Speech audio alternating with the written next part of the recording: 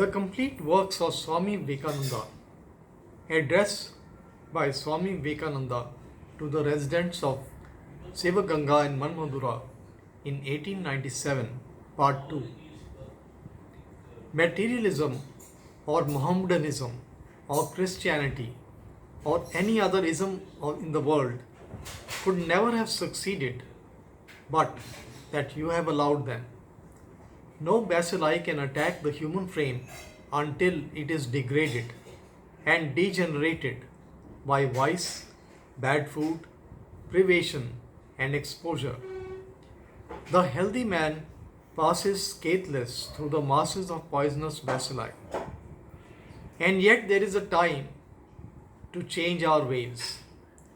Give up all those old discussions, old fights about things which are meaningless, which are nonsensical in their nature. Think of the last 600 or 700 years of degradation when grown up men by hundreds have been discussing for years whether we should drink a glass of water with the right hand or the left, whether the hand should be washed 3 times or 4 times, whether we should gargle 5 or 6 times. What can you expect from men who pass their lives in discussing such momentous questions as these and writing most learned philosophies on them? There is a danger of our religion getting into the kitchen. We are neither Vedantists, most of us now, nor Puranics, nor Tantrics. We are just don't touch it. Our religion is in the kitchen. Our God is in the cooking pot.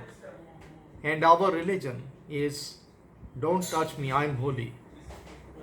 It is going on for another century. And if this is going on for another century, every one of us will be in a lunatic asylum. It is a sure sign of softening of the brain when the mind cannot grasp the higher problems of life. All originality is lost. The mind has lost all its strength, its activity, and its power of thought, and just tries to go round and round with the smallest curve it can find.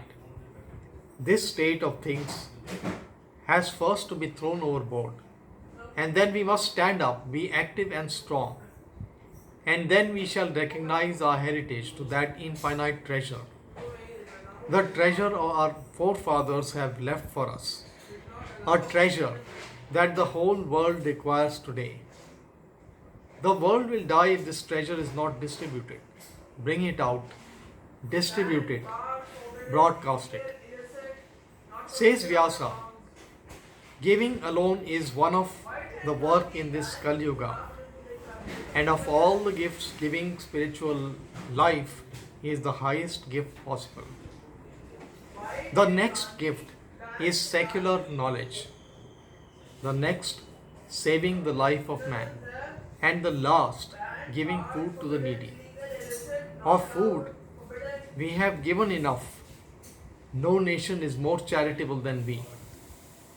So long as there is a piece of bread in the home of the beggar, he will give half of it. Such a phenomenon can be observed only in India. We have enough of that. Let us go for the other two, the gifts of spiritual and secular knowledge.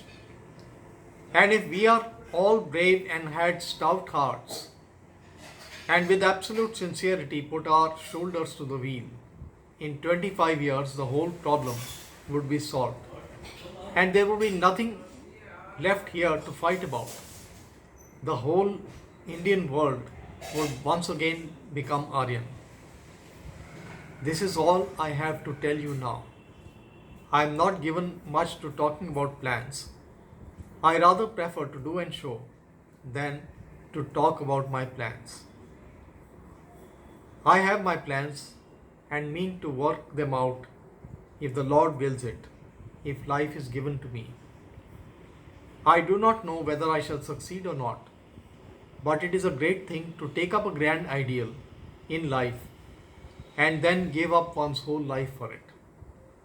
For what otherwise is the value of life, this vegetating little low life of man, subordinating it to one high ideal, is the only value of that life has.